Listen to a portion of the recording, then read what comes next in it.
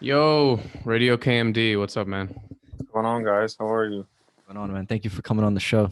Absolutely, yeah. Thanks. Thank you for having me. So, did you grow up in Philly? Yeah. I born and raised there. My family still lives out there. So moved out of there in 2013, roughly, like 2013, 2014, and been out in Pittsburgh since.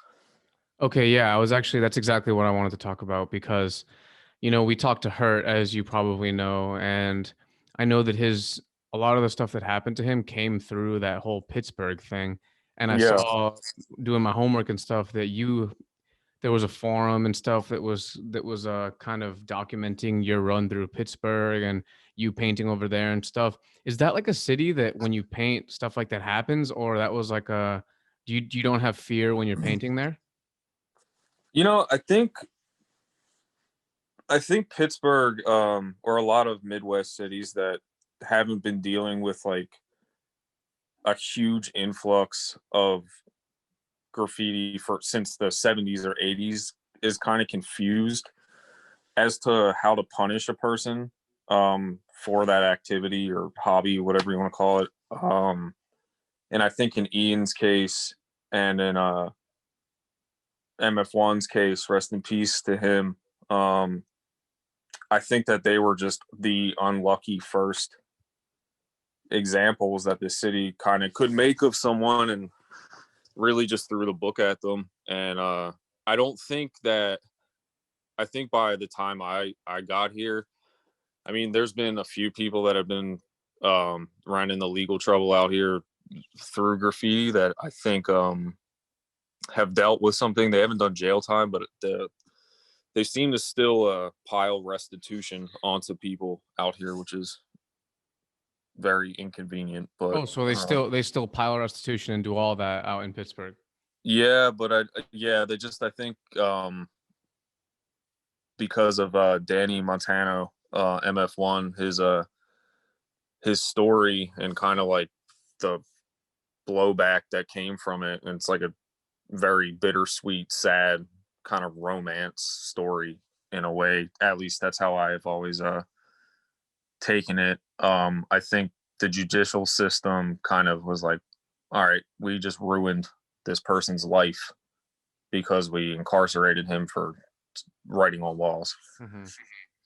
So when you're out there, do you still actively paint out there or not really? Nah, man. Yeah, I haven't. I mean, I ran into some shit like 2 years ago and kind of, it was, kind of close call and just, I've been just chilling. Yeah. I mean, I still travel a little bit here and there and do it, but it's honestly something that I've like, in a way, ran out of steam with.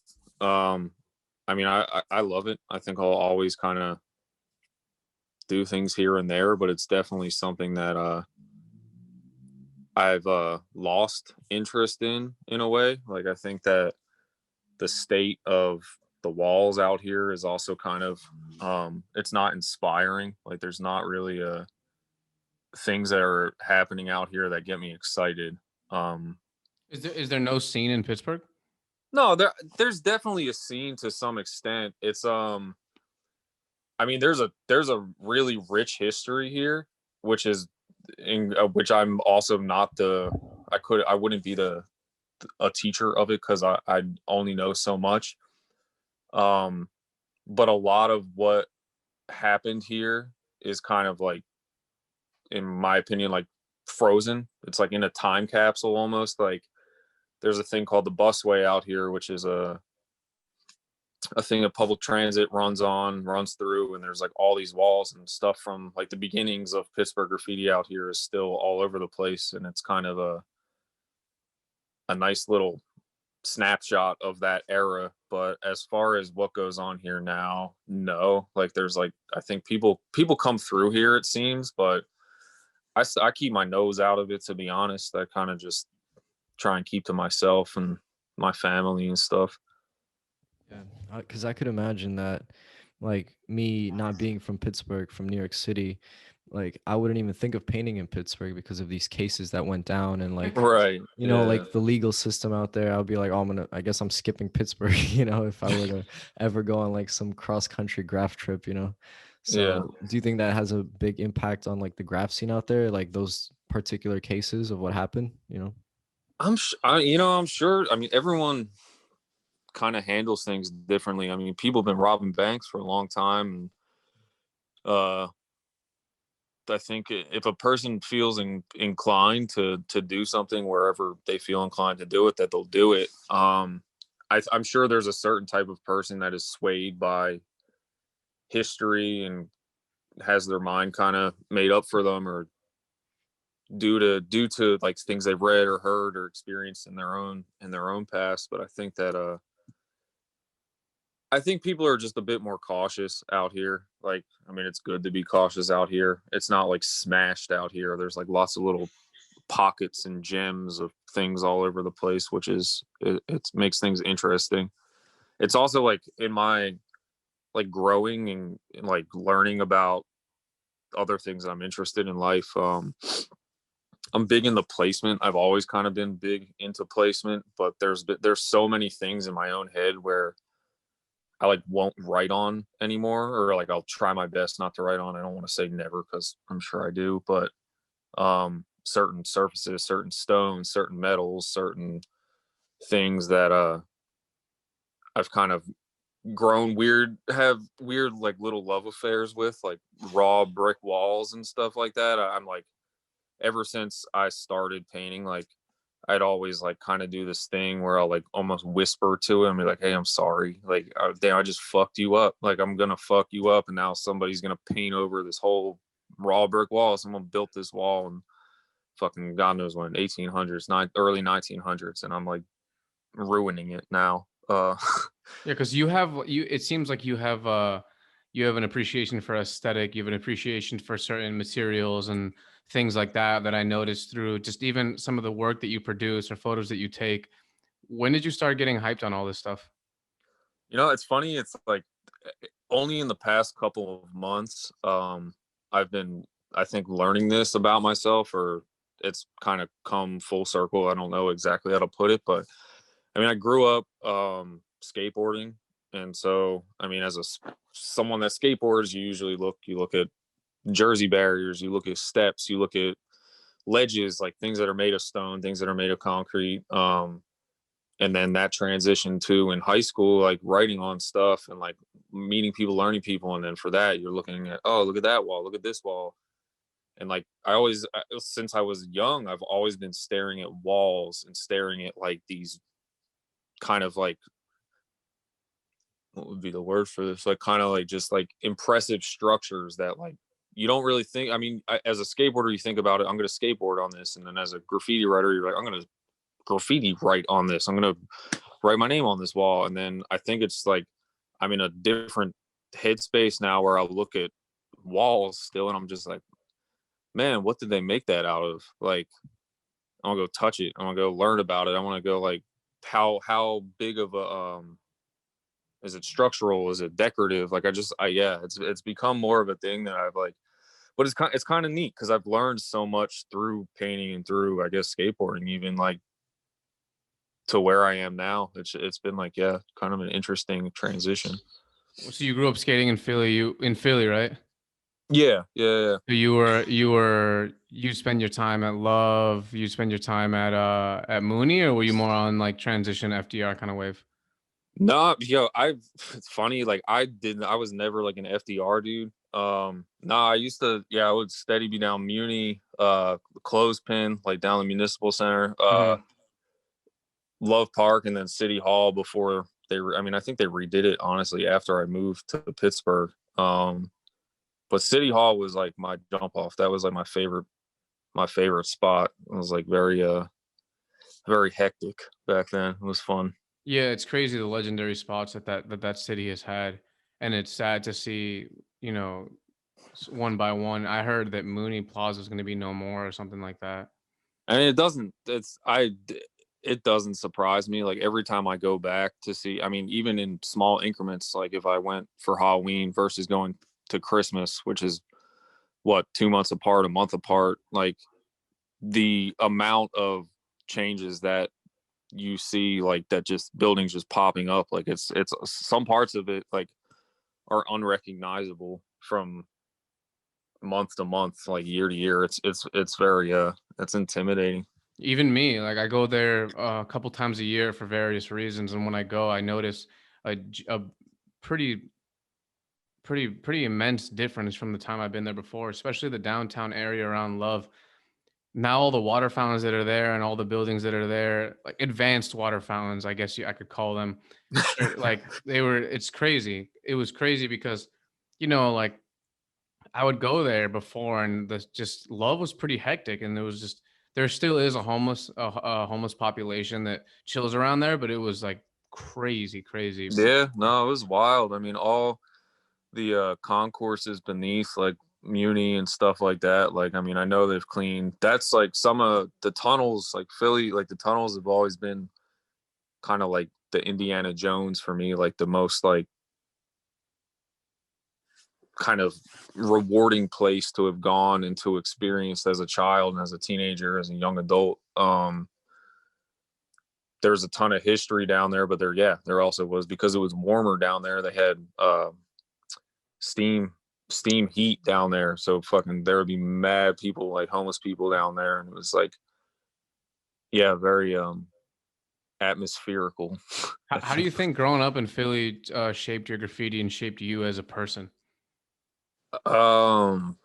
For graffiti, I think it shaped it into how it looks. I mean, as a very basic statement, just because that's like all I wanted as a teenager, was to learn how to tag on stuff, like, or like how to emulate these superheroes that I saw all around my neighborhood, or when I went to high school downtown, like seeing all these things. I was like, damn, I want to have a tag like this person. I want to have a tag like this person, and like meeting people and learning from them. And I think that's kind of vicariously just molded or shaped my style. But I think also through that, I've completely neglected in myself and ever trying to learn how to do like straight letters or pieces or any of that. Like, it doesn't interest me. I don't have a problem with it whatsoever.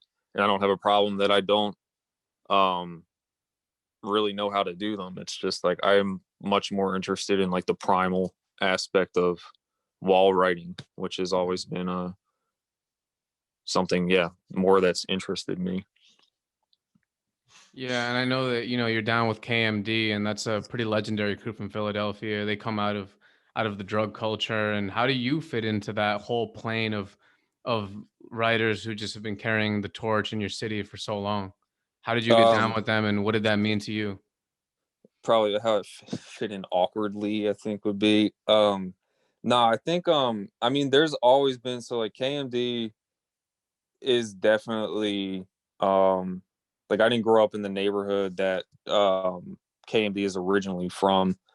Um but over the years, like there was a wave of people like Agua and Speed, Nemel, Nope, like all these people that are no longer even affiliated or associated with KMD anymore, but like kind of like the more artistic downtown, like weirdo crew of people would come through and kind of be a part of that. And like they went on and moved on with their lives. And I mean, KMD is something that, like, yeah, I grew up seeing it. It was amazing to me. And it wasn't until I met Came, I don't think, in like 2008.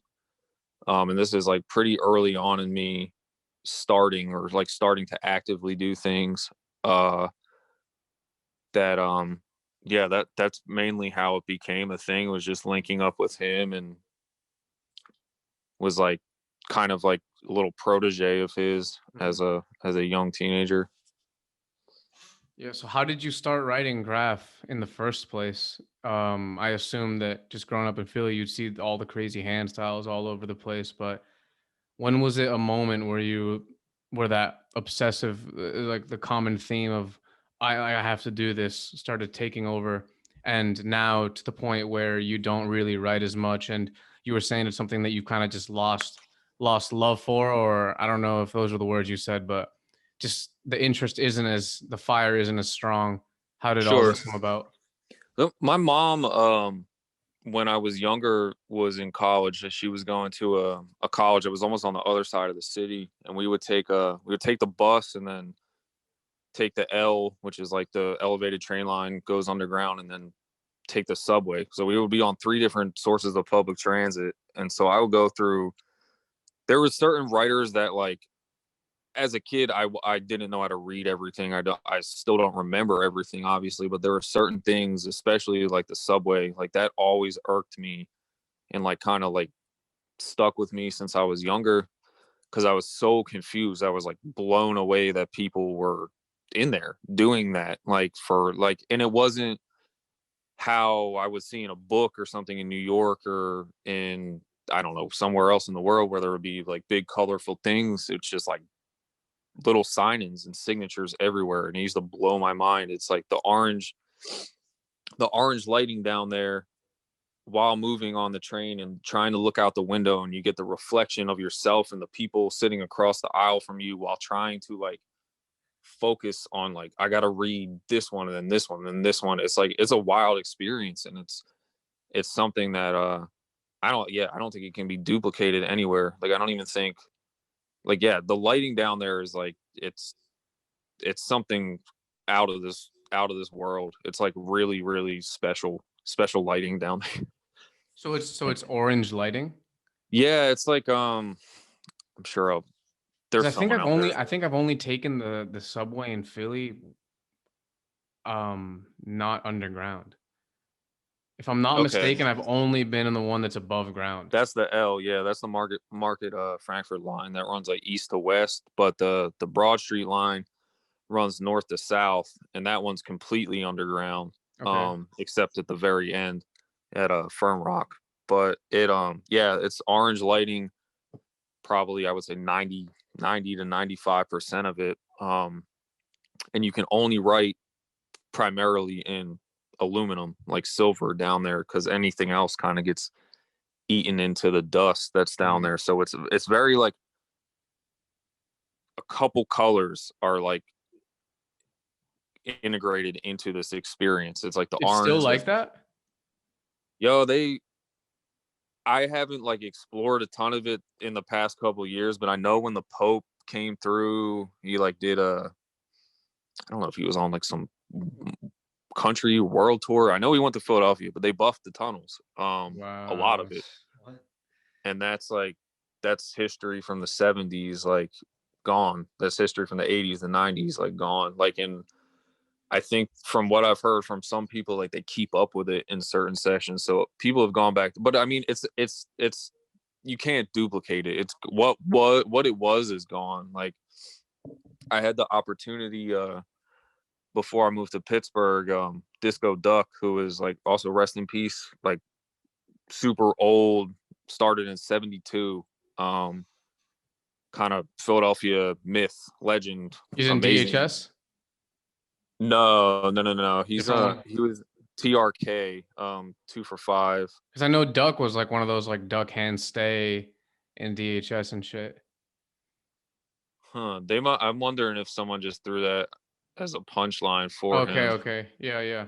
Um, I mean, he was tight with a ton of people. I mean, he was in TRK, the Real Kings. Like it's like him and Cad, Jap. There's a lot of heavy hitters in that.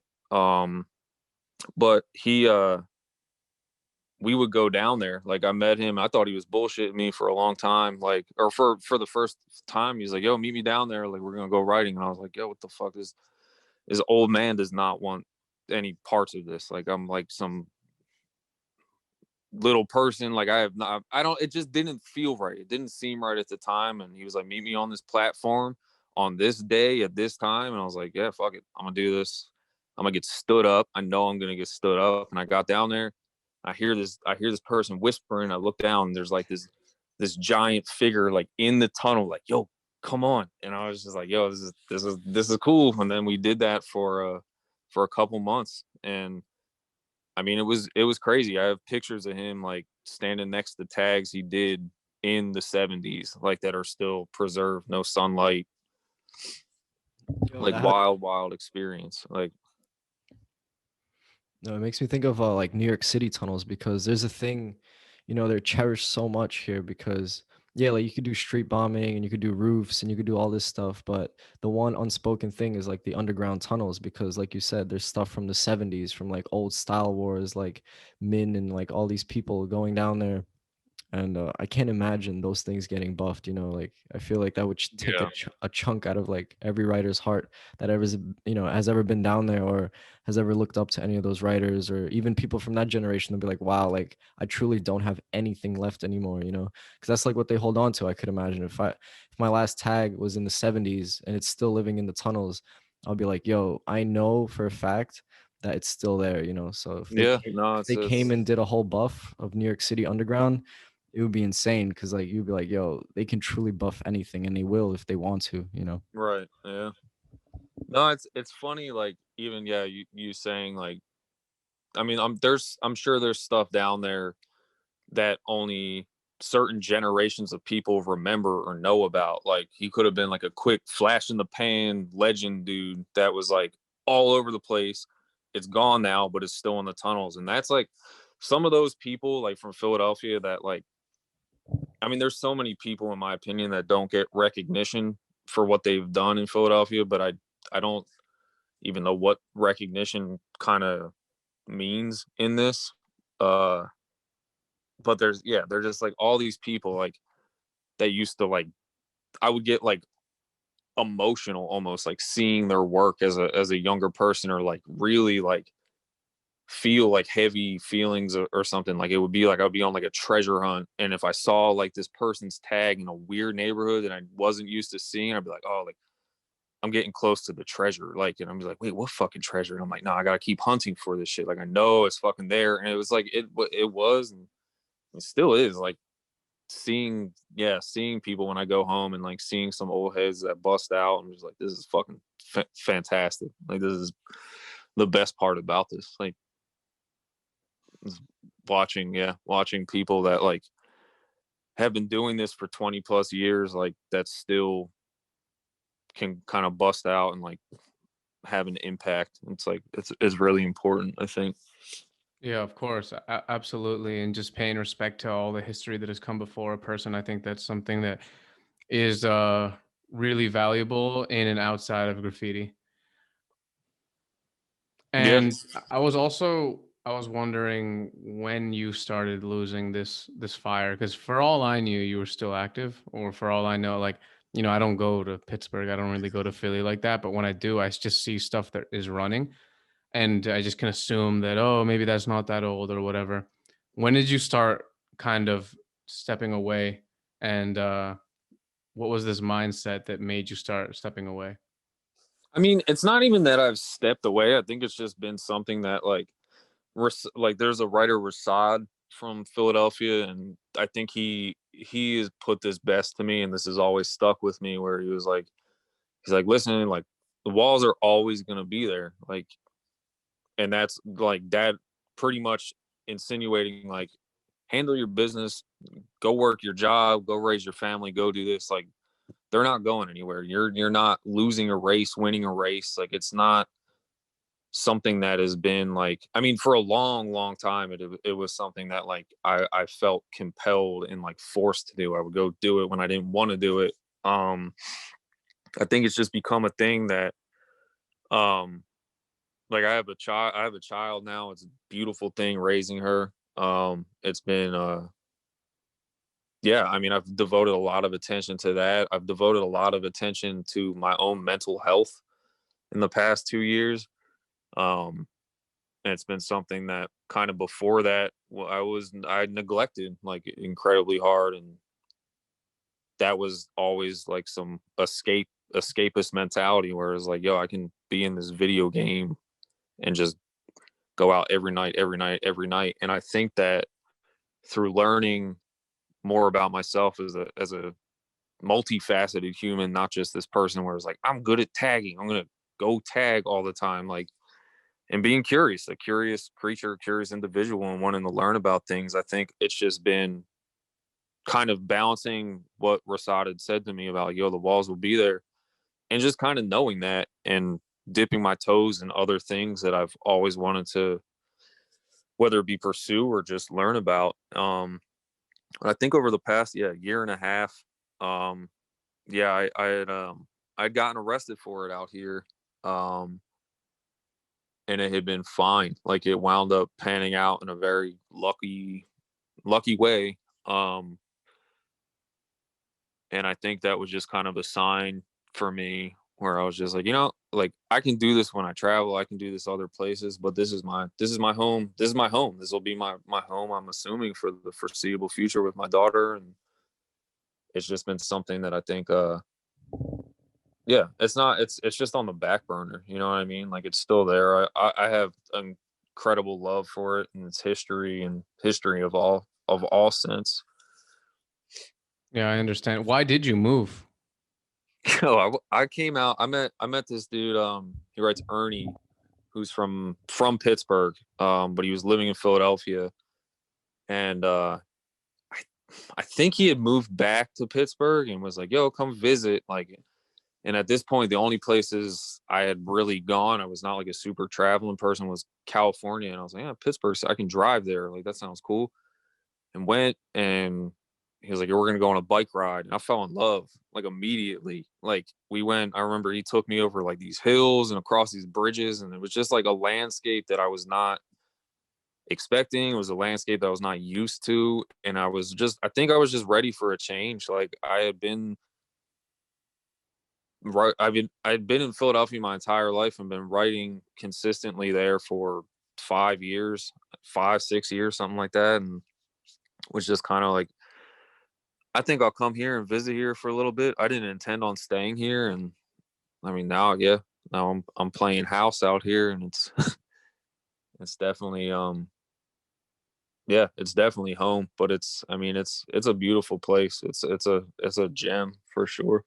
Did you ever think when you were growing up that you were going to leave Philly? Because some people have this attachment to the city that they're from and everything they know, and they say they never want to leave, while others are like, since that's the only place they've been their whole life, they just want to get out at all costs. It's hard to think about, because like, growing up, my neighborhood, like the neighborhood I grew up in, the majority of people I grew up with, I think still are in that neighborhood. Like, it wasn't much of a, like, I went to high school downtown in Philadelphia, and that was the most life changing, mind altering thing. It's like, I remember, like, dumb shit that is dumb looking back on it, but like at the time, like now, or at the time, I was just like, damn, like, this chick has armpit hair, or like, whoa, this dude has dread. Like, what the fuck? Like, things that I wasn't like used to seeing in my neighborhood. It's like, my neighborhood was like pretty basic neighborhood. But just a lot of like, you around the colleges, around like all the old buildings, like government buildings, just like tons of shit that, like, I would visit downtown. I'll go skate down there sometimes, but being down there every day for high school was like, I think it did. I think it kind of like set my life into the path that it is in now, in just like meeting more diverse, kind of mentally diverse people. Like, Philadelphia is incredibly diverse to begin with, but definitely like the mentally diverse was a result of going downtown, like meeting people that, like, meeting my first gay people, first like openly gay people, first trans people, first like all different types of people, and it was like very kind of eye-opening and confusing. But I think that resulted in me being confused. But I was like, well, I don't need to leave my city, because I can just leave my neighborhood and it'll feel like I'm somewhere else. um But no, I didn't have any aspirations or like goals to move out of Philadelphia. It just kind of happened. I understand. How has having a child changed your life? Yo, it's crazy. Or it's not. I mean, it's all types of things. It's slowed down in a lot of ways. Like, slowed down my mental process. Like, I got myself some help, like some mental help, in the past 2 years, which, I mean, I think is very important for people to do. And I think since then, or I mean, since having her, yeah, it's just kind of been, I don't know, stop to smell the roses type of mentality, where it's like take things slower. Like I don't need to always be in a rush to go somewhere. I don't always need to be in a hurry to I don't know, get things done. It's like I have the rest of my life, and especially with her, and I think it's just kind of it's given me a bit more patience. Like I mean, trust me, I still make mistakes and have a ton of fucking learning to do, but she's a reminder 100% that it's like, yo, keep your ass in check. Mhm. That's amazing to hear, man. And you've mentioned the mental health thing a few times. What was going on before that you needed to get help with? I just, I like, I don't know, it's like PTSD stuff, like lots of just different. I think like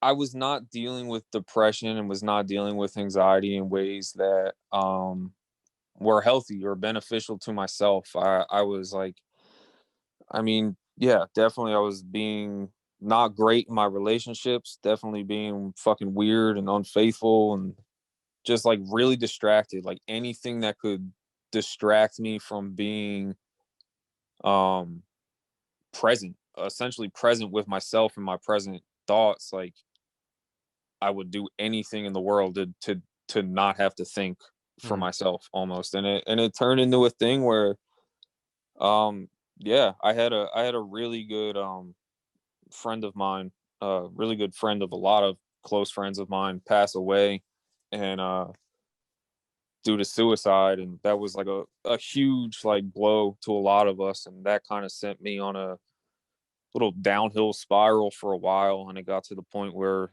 the partner that I was with at the time was like, yo, you need to do something, because you're gonna hurt yourself. Like, and it just got to the point where I kind of muscled up some courage to go to therapy and to go talk to someone. And I think that um yeah, it's been life altering for sure, life saving. Like a lot more calm of a person, a lot more less agitated of a person.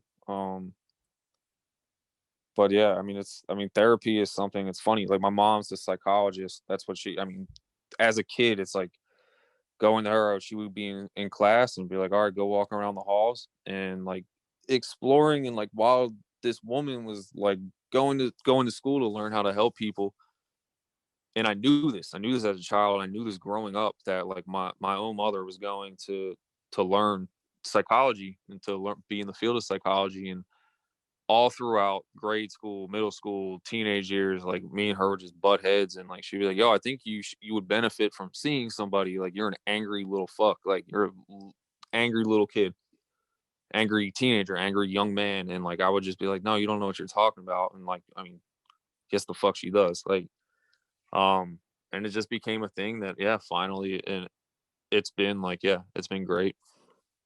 Do you think that graffiti is one of those things that you use as a total escape from reality to try to just, like you were saying, not deal with the problems that you're currently facing? So you got problems at home, you just go out. If you don't want to think, you just go out. You focus on just walking around and trying to be aware of your surroundings instead of focusing on whatever problems are maybe deeply present in your life.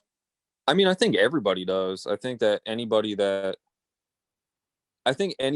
writes on walls as much as, I mean, this isn't even with intention to like stroke an ego, but like write on walls as much as I have, or like someone that's like, it's compulsive, and you can tell by how someone writes on something. Like it's not like, oh look, they just did a dope spot, oh they just did another dope spot a night later. But like someone that's like scratching on shit and writing on shit like 100 times, and like just like you can tell. I like trying to, when I'll view people's graffiti, kind of be like, I wonder what hand they are, like by how they write on a pole. I'll be like, oh, if the name goes down, I'm like, oh, they're probably right-handed. If the word goes up, they're probably left-handed because of which way they lean. And I'm like, I wonder how, oh, that person's probably this tall, or he stood on this thing, like just like solving these little puzzles. But I think like the people that kind of obsessively compulsively write on things, it's all like a form of escapism. It's all a form of like this fairy tale that you're achieving this goal, or like, I mean, because you can say it's blowing off steam, which, I mean, fuck, it is. It totally is. But you're blowing off steam, but you're also doing something that's unproductive in a way. I'm not against it. I'm not knocking it at all. Like, trust me, I still like scribble sometimes. I still get my scribble on, but um, I think it's something that, yeah, you can tell. Like, I mean, you can tell sometimes. You're like, oh damn. Like when I see someone that's super up, I tip my hat and I clap my hands, but I also think in the back of my hand, I'm like, damn, what's he going through? Mhm. You know what I mean? I like thinking about that shit. I mean, I'm not trying to pry into no one's life, but it's like it's a thing sometimes. I'm like, fuck, to do this that much, like you are putting a lot of a regular life on hold to have that experience, or to like put that much work in. I mean, it's like working a fucking job. Like you do night shifts, you know what I mean? Like if you're about it like that, it's a fucking job, and it's a job that doesn't pay. It's a job that's like you get a pat on your back from some people, but then some people just, those same people talk shit too. So it's like it really doesn't matter at the end of the day. I think it's like if it can be healthy for a person, I think they should do it. But I think if it's at a point where it's like breaking someone, I would, yeah, recommend not to. It's like you said, it's like putting normal life on hold, because if you just break down the literal act of what you're doing and the times you're going to do this at, which is the middle of the night, most normal people that, have a job, they're asleep in the middle of the night.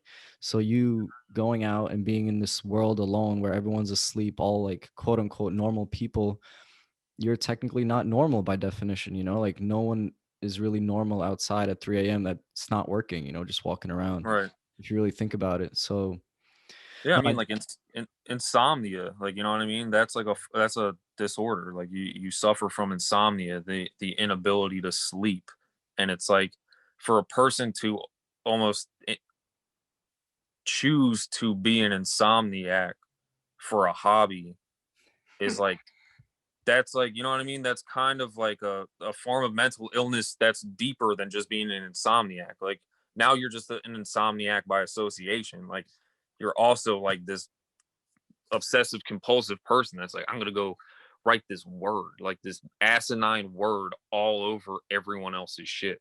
And it's great. You go home, you take a little nap, and you go to work, and you're like, you're around all your coworkers, and you're like, yeah, like that's me, but they don't know. And it's like, it's stupid, man. It's so fucking corny and stupid. Like graffiti as a whole is hilarious to me, but it's also very important. Like, yeah, no, it's amazing what it can do, because even if you do go out all night painting and let's say you did miss a whole night's of sleep, which is very crucial to have energy the next day, you're messing up your whole circadian rhythm, and it's no joke.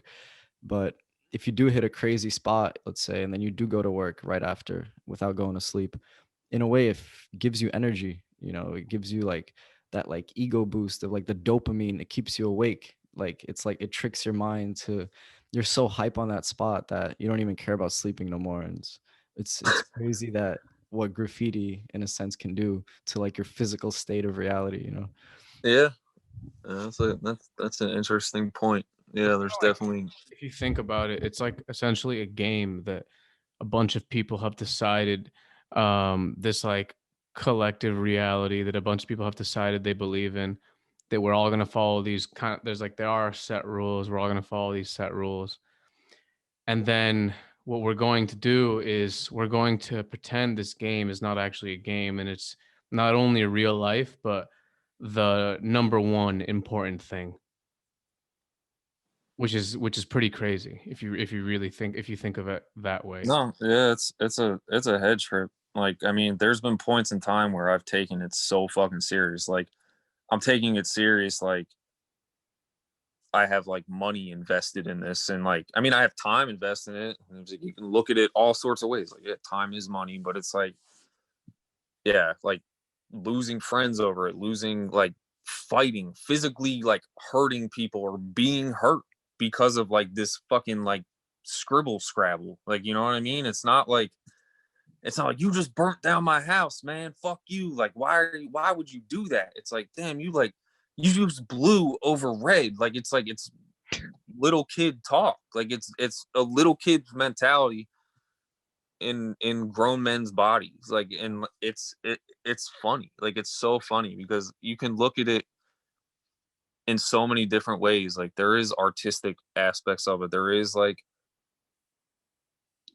historical aspects to it. There is like psychological aspects to it. There's so many different ways you can look at graffiti and hate it and love it.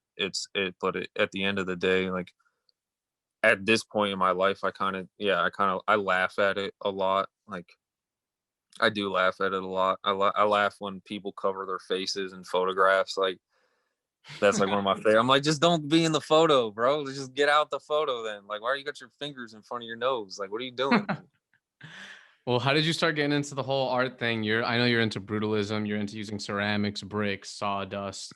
You use a lot of different crazy mediums. And how did you get into this? I think mainly what had happened was when I found out I was having a kid. I was a bike courier at the time, and I was like, it's tripping. I was like, there's no way I'm gonna be able to afford a child. Like, children must be millions of dollars. Like, I need to get a job that pays me millions of dollars. So I got a job at a cement factory, which does not pay millions of dollars. But I learned a lot. I learned a ton about the material, and once my daughter was born, there was so many nights where, like, she would be asleep and her mom would be at work, and I would just be in the house, and I would just be like, oh, I'm just gonna play with this stuff downstairs and like see what it does. And at first it was like kind of more like with intent, like inspiration from Revs or inspiration from Vent 26 or inspiration from Attack, like people that um kind of like have used like weird industrial materials to also put out in the world for people to look at. And I think that's very admirable, because it takes more work than a tag. It takes more work than something, and it's so easy to take away, but it's also put my mind and put my mentality into like, how can I fasten something so it's harder to take away or it's harder to remove. And I think like working at that place definitely opened my mind and opened my eyes to like a lot of different materials that I at first was like, I can integrate this into graffiti. And then it kind of just was like, I can integrate this into something that just is fun to do and is important for me. No, it's interesting how graffiti, it's almost so limited. People think, it's limited to a spray can, to a marker, to a little, like maybe a scribe. But like what you said, Rebs, for example, I find that to be amazing. I still, to this day, I bring it up a few times, how I don't get how he pulls this off. Like, because I'm a plumber and I do welding work also. And I'm just thinking, like, this dude must have like a welding rig on the back of a truck. He must pull up in the daytime, because if you do this in the middle of the night, you look super sketchy, like start striking an arc, out of nowhere. Yeah. Like, he must do it in the daytime. He must have some type of like welding curtain, some type of like logo on his truck that makes it seem legit. All right, that's good and all, but like, how does he come up to this like metal surface in front of somebody's crib and they're like, that shit's not broken, why are you welding that? Like, what are you even doing?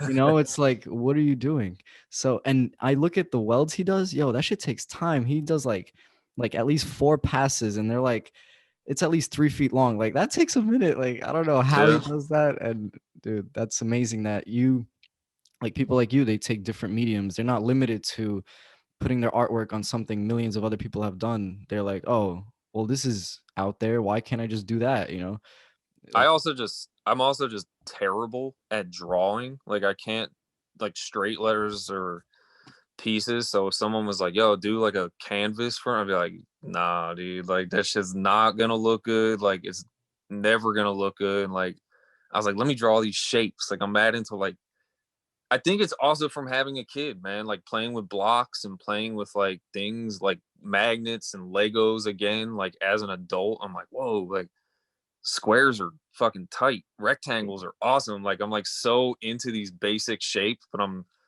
Like, I'm not trying to do anything crazy or like intricate. They're like really pretty rudimentary shapes, and they're just, but like do them with different materials and yeah, have fun with them. When you make these materials, is this you sell them? Is this like your full-time job now? How does it Oh work? hell no, no, no, no, no. I'm like a just a laborer, like a carpenter, painter, do masonry work. But no, this is something that's very new. Um, that I've am just like dipping my toes in and trying to feel it out. I'm sure this. I mean, it's already become something that I'm like all of my time. I'm like devoting. I don't like to be an all or nothing person, but I think inherently I am, and I'm like dump tons of time and effort into like doing all of these different things. And like yeah, there's some things like some commissions and some things I've sold, but like it honestly like is still, and that's it's a rewarding thing when it happens, but it's more so for me like this kind of, it's just another like weird game where I'm like making these things and I'm like, oh, like aliens will find these, or like, oh, like ancient, like really into like ancient civilizations. And that's like also gone hand in hand with graffiti, like hieroglyphic stuff, and like the tunnels where it was like this fucking the lost tombs and shit. I'm like, oh, this is fucking awesome. I'm like an archaeologist. And Well, yeah, they this is they like, find crazy shit all the time, man. Just even with, like within the Amazon rainforest and all that oh stuff, fuck they're yeah, always dude. finding insane shit. Yeah, yeah, there's like it is like I don't, I like sometimes can't even talk about it, or a lot of times don't talk about it. It's the same thing with like talking about space, because it's just like I'll probably wind up sounding like a dumbass to a certain degree, like talking about it. I'm like, yeah, it's fucking cool or something. You know what I mean? Just like Yeah. it is, but it is like, it's just, it's really neat. I've always been kind of obsessed with tunnels and like just like things that people have made over the course of history that are still there, like megaliths, monoliths, like giant carvings and stuff like that. I think are like tremendous, just a tremendous like human or whatever, whoever, whatever had done it at that point, like a tremendous feat. Like that to me is like the ultimate tag or ultimate up high or something, is just like this thing is like, yeah, this shit, the Nazca lines, like, you know what I mean? Like those things are fucking insane. Like giant things that can be seen from space that people are like, we're gonna do this because people are gonna see this shit. Like it's cool. It's really cool. Like I like the production of it, or I like the fact that people produce and put things out in the world for whatever public viewing. Yeah.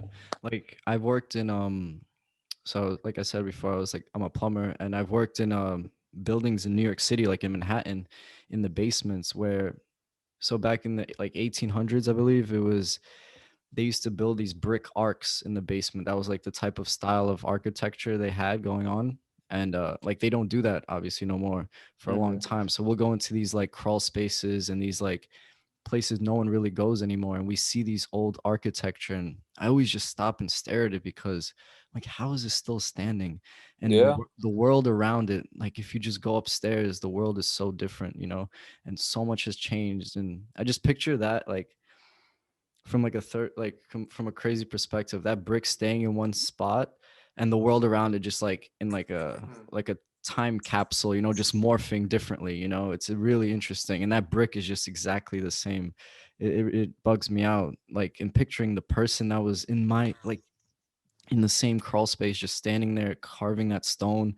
I'm like, yo, this is insane. And Yeah, yeah, it's a wild. I mean, it's comparable in a way, and I think yeah, all of this always intertwines in my own life with like with writing, is like masons, or like just as an example, like a mason like was taught by like their father or their father, like especially in Italy, like the masons, like Italian masons are fucking incredible. um but it was passed down, it was taught by an actual like tangible individual. And in Philadelphia, like that was huge in my youth, and like my like for my youth and back, like literally sitting down with people in parks and in buildings, and like all just like in different spaces that you could, in restaurants and whatever, and like scribbling in notebooks for hours and hours, not like coloring, not just like trying to hone down this one way of doing something, or like a very particular way of doing something. And I think that's something that's missed. And it's like how you're talking about, you're in the basement, like that's, I mean, it's kind of almost like out of sight, out of mind. What they build now is just fucking, a lot of it is atrocious, like what is built on the streets. And that's because I don't think that a lot of those skills have been passed down. Like people borrow it from the internet, people borrow it from, I mean, there's people that write in Pittsburgh that look like, I'll be like, that looks like it's from San Francisco. That looks like bus flow, but I know it's not. Like, I know it's not. It's like a watered down interpretation of something that once held like such power to it. And I think that with architecture and a lot of things, like people want to produce things so quickly that it loses its like the ferocity of it. It loses its the weight of it is kind of diminished. Yeah, 100%. It's even from what I see on the jobs, it's quantity over quality. You know what I mean? They're Absolutely. putting up like 90-story high rises in like within a year, or like 20-story within a few months. It's insane. They have this whole system going on where like they build the beams, they put up the beams, and then they pour the deck, and the next day they go the next floor, the next floor, next floor. There's no like soul to anything anymore. It's just like this rushed Right. process backed up by millions of dollars, and no one really gives a fuck like how it really looks. They just want to like put it up. Maybe they care how it looks at the end when they put up like the fancy windows and the nice doors and stuff, but like the structure itself, they don't care. They want it up as fast as possible. They want to be making money as fast as possible. It's crazy. Like, they don't really care about, when I picture like quality architecture, I picture like, I don't know, like some type of like Michelangelo with like a beret on his head with like some fancy like shit, with like a nice mustache, like really caring about every stroke and shit. It's that doesn't happen anymore. Like people are too much in a rush. Yeah. Yeah, it is. Just pack people in, make sure they can live and call it a day. No one wants to build like little sneaky compartments, or like I like buildings with features, like things that like Statues at the top. yeah, like you know what I mean? Shit that's not necessary, but it's fucking like, oh yo, I live in the building with the dolphins on it. Like you must have seen it or something. Like It's definitely crazy because it is definitely so not necessary, like you said, but it definitely does add soul to it. I've been to Paris a few times, and I look at the buildings up there, or even in Midtown sometimes. Like you look at the buildings, and there's a full blown, straight up marble piece of artwork statue at the top of a 80-story building. And who is ever gonna actually look at that or see that? yeah, But it's legitimately there. Someone actually carved that out. That's the next yeah, level. It's like a piece of artwork. It's like the building itself is like a piece of artwork, as opposed to just a three-dimensional rectangle made of brick where you can just, how many like 2x4 rooms can we fit in this? yeah. A lot of cities in the U.S. I know, like pre World War II, and even like a lot post World War II, but like up until like the 60s and 70s, had committees in their city where essentially when architects and engineers were proposing the idea of a building, it would have to be ran through this artistic committee that would be like, no, you need to either add more or subtract more, like this style is not going to do it, you need to like, in that, to I mean, I know in Pittsburgh that doesn't exist anymore, and it kind of looks like all across the country it doesn't really exist anymore, but I think that's like, I always thought that was a really neat process. Like before something is erected, that there was like these, I don't know, it's whether or not like they were the right people to do it. I think it's cool. Like it's like check in with everyone before we build something that's foreseeably going to be here for 100 years. Yeah, no, I definitely agree. I think people should definitely have a say, especially in their community, of how the architecture looks like or the buildings being put up, because that's essentially the vibe of the community. When you're walking down the street, that's what you want to look at, and people should come together and be like, I don't want a fucking high rise in the middle of like 2-story buildings out of nowhere. You know what I mean? Like, I don't want to look at that every day. Yeah. That's essentially what's happening, especially like in my neighborhood in Brooklyn. It's just like local small houses, and out of nowhere they're building these huge condos that look very out of place. It's ridiculous. And people don't have a say in it. It just goes up and it is what it is. People don't even think twice about it. They're just like, oh, that's a new building, I guess it's going to be there now. But there should be some type of like community effort to come together and be like, we want this place to look a certain way. Why, you shouldn't do that. But that's never going to happen if you really think about it. Like Yeah, money, there's people with money, people yeah, with money, money that do what business. they want. Yeah.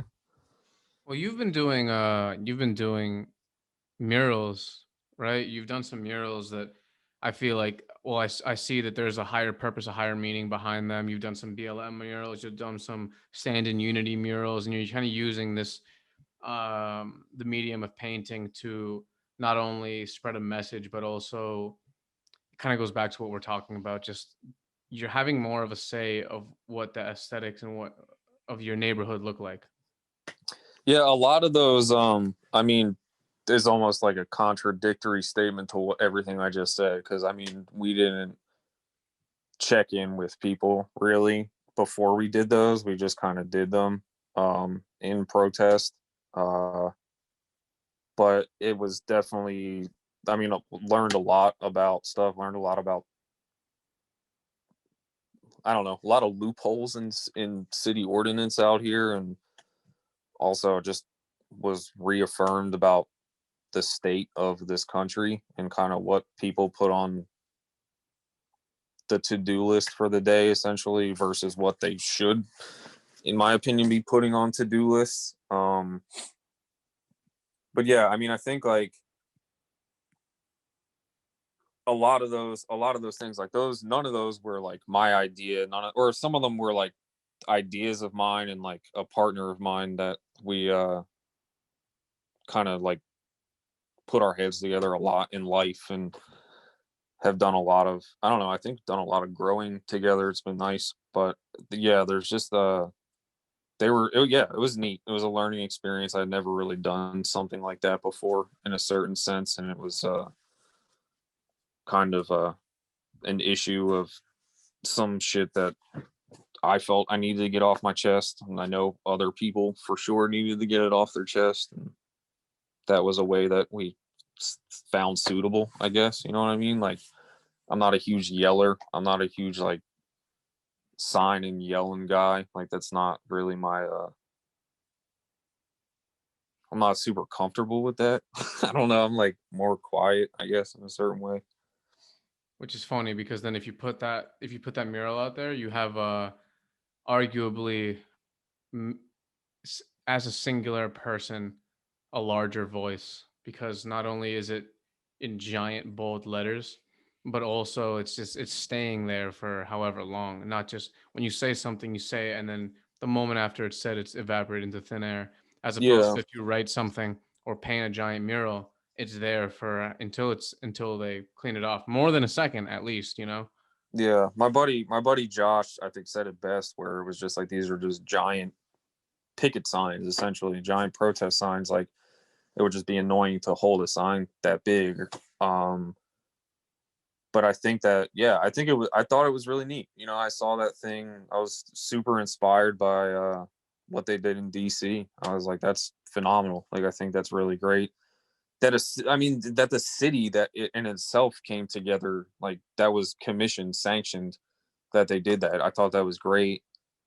I kind of knew that that was never going to fly in Pittsburgh, or it would have taken fucking way too long for it to get put together.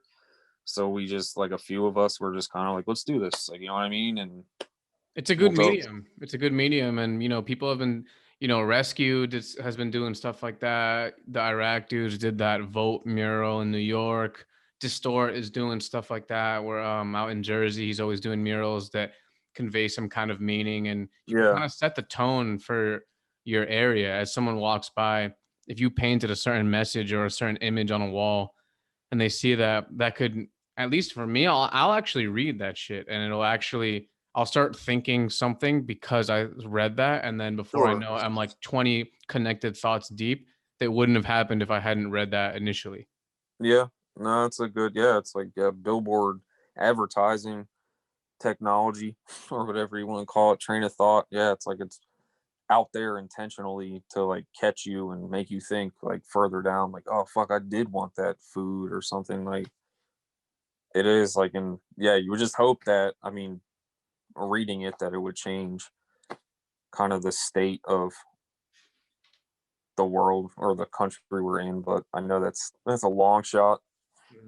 um Yeah, bro. Thank you so much for coming on the show. I really appreciate it. yeah, absolutely, thank you. Thank you so much, man. Peace. Peace, man.